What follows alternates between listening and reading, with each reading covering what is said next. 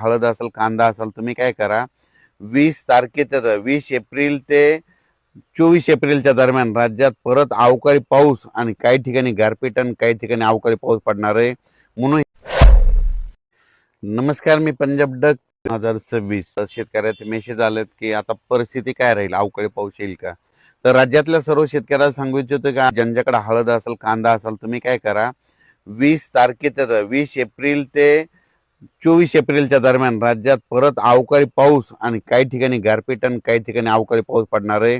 म्हणून हे अंदाज लक्षात घ्यायचा. आजपासून 20 तारखेपर्यंत राज्यात हवामान कोरडं राहणार आहे.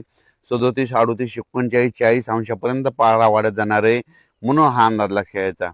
नमस्कार, मी पंजाब डक. आज आहे 11 एप्रिल 2026. शेतकऱ्याचे मेसेज आलेत की आता परिस्थिती काय राहील, अवकाळी पाऊस येईल का.